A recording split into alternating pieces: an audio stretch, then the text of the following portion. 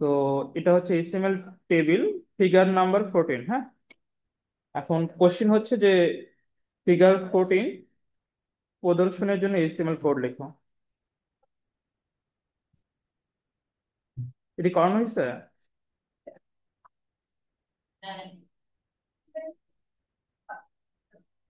Rho sperm call sperm করা হয়েছে। এটা করানো হয়েছে। আচ্ছা, লেখো। এটা আমাদের কোশ্চেন। হ্যাঁ, এটার জন্য আমাদের এইচটিএমএল কোড লিখতে হবে।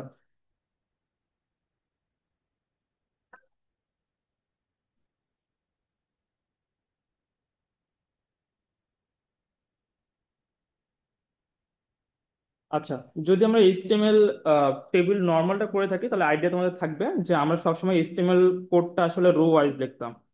R1, R2, R3। এটা কি হয় বলো তো? C1, C2, C3। এবং এখানে দেখবা CASC যে লেখাটা আছে এটা মিলে আসলে দুইটা ঘর মিলে আছে, তাই না? তার মানে এখানে আসলে একটা ঘরকে আমি একটা ঘরে রাখছি, মানে দুইটা ঘর মিলে একটা ঘর বানাইছি। তো এখানে কিছু স্প্যান করা হয়েছে। তো পরীক্ষা হলে কনফার্ম যেটা হয় তোমাদের রো স্প্যান না কল স্প্যান, এই প্রবলেমটা অ্যাকচুয়ালি হয়। সো আমি একটু দেখে নেই, দেখো।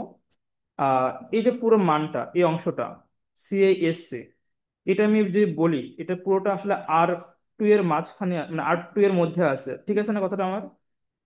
কার মধ্যে আছে পুরোটা? R2 এর মধ্যে। এটা কি R1 অথবা R3 কে কোথাও টাচ করছে? কোথাও করে না। আচ্ছা, এই যে ঘরটা যে আমি কনসিডার করি, এই ঘরটা, এই পুরো ঘরটা কার? C1 এর না? পুরো ঘরটা কার হবে বলো তো? C1 এর। এখানে পুরো ঘরটা কার হবে? তাহলে এটা যে C1 এর ঘর হয়, এটা C2 এর ঘর, একই সাথে এটা R2 এর ঘর, R2 এর ঘর, ঠিক আছে? এবং আমি দেখো R2 এর মধ্যে আছি, আমি R1-ও যাই নাই, আর থ্রিতেও আসি নাই। কিন্তু আমি যখন CSC দুইটা ঘর মিলে একটা ঘর বানাইছি এখানে, তো অ্যাকচুয়ালি আমি বলতে পারি R2টা কমন, তো এখানেও R2 আছে, এখানেও R2 আছে, তো এটা আসলে কনসিডার করার দরকারই নাই আমাদের, কারণ আমি R2 এর মধ্যেই আছি। অ্যান্ড প্রবলেম হচ্ছে এখানে আসলে C1 আর C2, তার মানে C1 আর C2 দুইটা ঘর মিলে আমি আসলে একটা ঘর বানাচ্ছি। ঠিক আছে আমার এখানে কথা? তার মানে আমি রোয়ে ছিলাম, রোয়ের আমি উপরেও যাই নাই, নিচেও আসি নাই, আমি C1 C2 দুইটা মিলে একটা করছি, তার মানে আসলে আমি কল স্প্যান করছি। যেখানে সি দেখতে হবে ওখানে আমি কি বুঝবো, সেটা একটু লিখে নাও, যে এখানে আসলে কল স্প্যান করতেছি আমরা, এটা আসলে বুঝতে হবে অ্যাকচুয়ালি।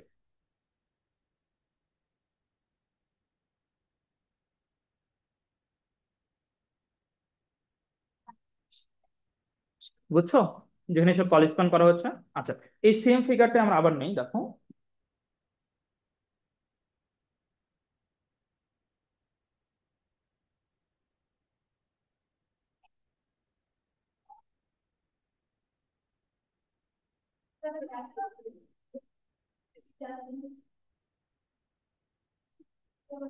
এবার এটা ড্র করো।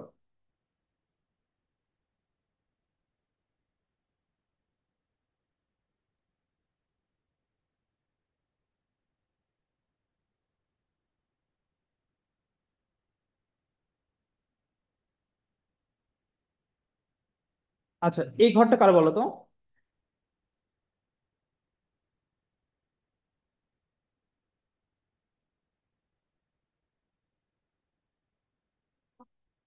R3। সাউন্ড কেন আসতেছে?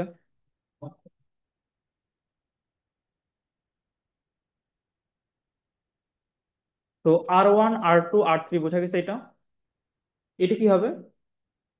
এটা, এটা হচ্ছে C3। এবং এখানে যে ঘরটা আছে দেখো তো, এই পুরো ঘরটা অ্যাকচুয়ালি C1 এর মধ্যে আছে না? এবার কি এটা C2 তে গেছে? C2 তে যায় না। কিন্তু এখানকার এই যে এই অংশটুকু, এই যে ঘরটা, এটা কার ঘর? R2 এর ঘর। এটা হচ্ছে R3 ঘর। এবং এখানে প্রত্যেকটা কি C1টা কি কমন, তার মানে C1 এ আসলে এক্সপ্যান্ড হচ্ছে না, আমার তো C1টা বাদ। তো আমি এখানে বলতে পারি যে আসলে আমি অ্যাকচুয়ালি এখানে যেটা করতেছি, R2 রো এর একটা ঘর এবং R3 রো এর একটা ঘর, দুটো ঘর মিলে আমি একটা ঘর বানাইছি। তাহলে এখানে আসলে কি হয়েছে বলতো, R2 আর R2 মিলে একটা বানাইছি, তো এখানে হচ্ছে রো স্প্যান। লিখে নাও।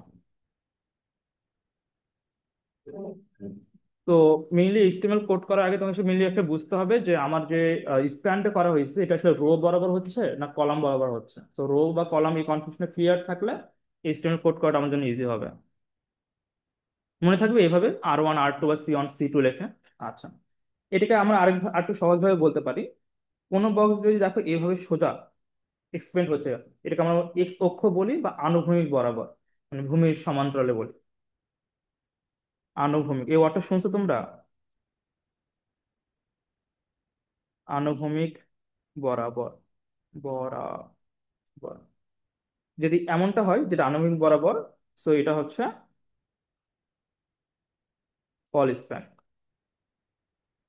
আবার কোথাও যদি দেখি এটা আসলে আমার স্প্যানটা আসলে লম্ব বরাবর হচ্ছে, এটা আমরা উলম্ব বলি, তো এটা হচ্ছে রো স্প্যান। এইভাবে মনে রাখতে পারো, এটা এক্সারসাইজ দিয়ে মনে রাখা যায়।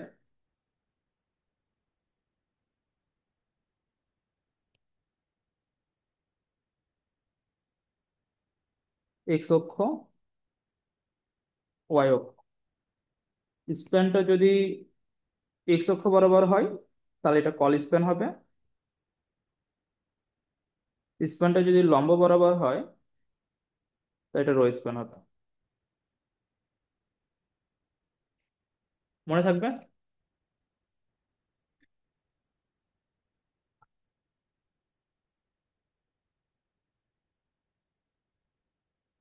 তো তুমি যে কোনো একটা মাথায় রাখতে পারো। R1 R2 ধরে মাথায় রাখতে পারো, উলম্ব আনুভূমিক ধরেও মাথায় রাখতে পারো, এক্স অক্ষ ওয়াই অক্ষ ধরে মাথায় রাখতে পারো। তার মানে আমাদের আনুভূমিক বরাবর স্প্যান হইলে ওটা আমরা কি বলবো, কল স্প্যান বলবো। আর উলম্ব যে আমাদের স্প্যান হয় তাটাকে আমরা বলবো রো স্প্যান। ঠিক আছে, লেখা হয়েছে এটা। পরীক্ষা কেমন দিছো? ভালো না? ভালো না কেন? সিটিও সব কিছু দিচ্ছে কিন্তু এমসিকিউ শর্ট কোশ্চেনের শর্ট কোশ্চেন দিচ্ছে হ্যাঁ, তো শর্ট কোশ্চেন তো হবে, আমি বলছিলাম তো শর্ট কোশ্চেন হবে। হ্যাঁ এখন আমি অ্যাকাউন্টিং এখন জিজ্ঞেস করি না, তুমি অ্যাকাউন্টিং পড়াই? তোমাকে মাথায় গোবর নেই ঘোরো। আমি আইসিটি টিচার, তুমি অ্যাকাউন্টিং কথা জিজ্ঞেস করবো কি জন্য? তোকে বোঝার কথা। লিখছো, এটা লেখা হয়েছে। আচ্ছা, আচ্ছা, তাহলে এবার কোশ্চেন মেইন, আমরা মেইন কোশ্চেনে চলে যাই। আমাদের মেইন কোশ্চেন কি কিরকম ছিল?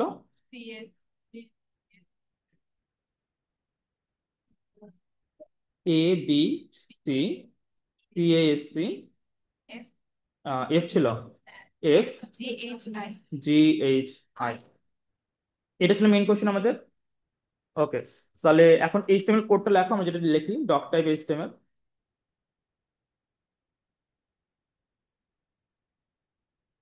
দেন HTML head, title head close, then body open. যেহেতু এটা এইচটিএমএল টেবিল, তো আমাদের টেবিলটা ইউজ করতে হবে, তো টেবিল ওপেন।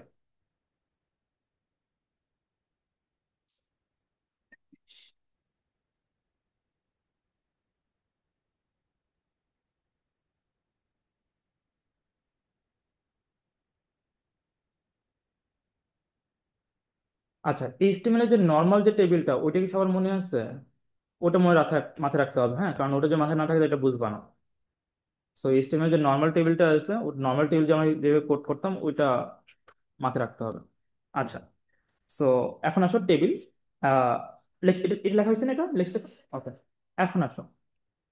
আমার যখন আমি টেবিলের জন্য কোড লিখতাম, আমি কি বলছিলাম, টেবিলের জন্য কোড আমরা কিভাবে লিখবো? রো বরাবর। কি বরাবর লিখবো? রো বরাবর। সো এখানে একটা রো আছে, দুইটা রো আছে, তিনটা রো আছে। সো আমি প্রথমে লিখবো প্রথম রো এর জন্য, এবিসির জন্য আমরা কোড লিখবো। তো এবিসির জন্য কোড কিভাবে লিখি? একটা রো এর জন্য একটা টিআর ওপেন, একটা টিআর ক্লোজ,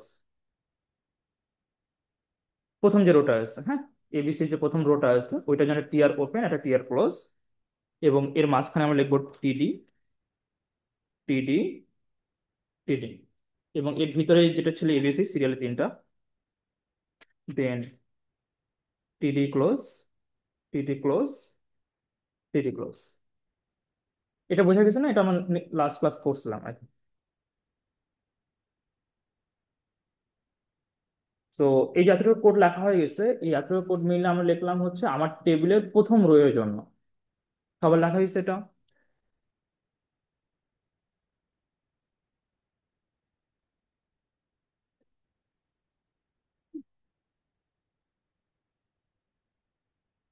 লিখছো? ওকে। সো আমরা যতটুকুর জন্য কোড লিখছি, হ্যাঁ, আমরা ততটুকু এভাবে মার্কও করে দিতে পারি যে হ্যাঁ আমার এতটুকুর জন্য কোড লেখা হয়ে গেছে।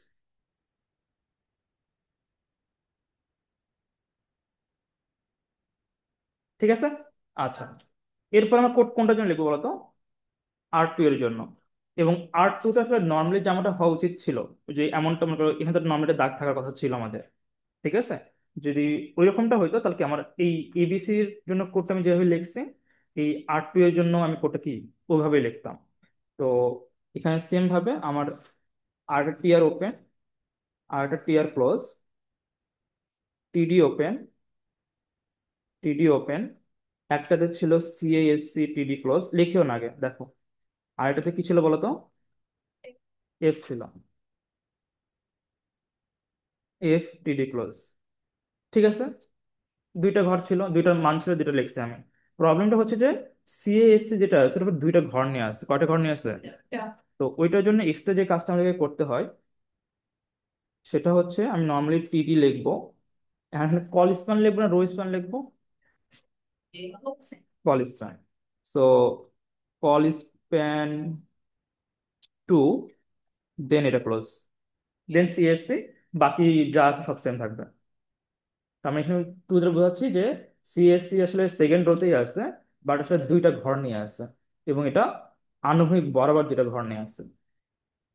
কিন্তু এটা যদি সিম্পল হইতো, এখানে কিন্তু আমরা উপরটার মধ্যে তিনটা টিডি লিখতাম, হ্যাঁ, যে টিডি সিএসসি, টিডি হয়তো ডি, টিডি এফ।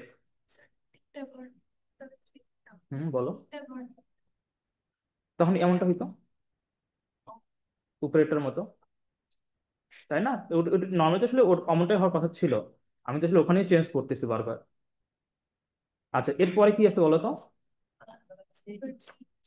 যে এই ওখানে কি কোনো প্রবলেম আছে? নর্মাল না? লেখো, নর্মালটাই লেখো।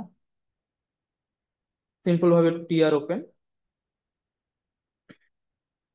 টিআর ক্লোজ, তিনটা টিডি, জিএইচআই, টিডি ক্লোজ, টিডি ক্লোজ, টিডি ক্লোজ, এবং টেবিল ওপেন ছিল, table close, body open, body close, HTML open, HTML close.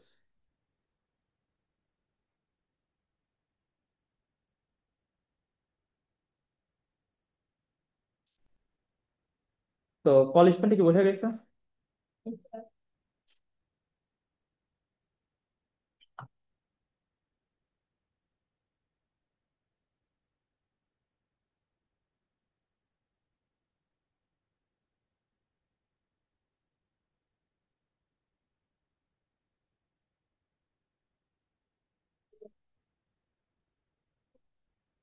ওকে, একটা কোশ্চেন আমাকে করে দাও তাহলে। লেট করে আসছো কেন? হ্যাঁ স্যার। আর আমাদের ক্লাসে প্রজেক্ট করতে আছে, আমরা আমাদের ক্লাসে এগুলো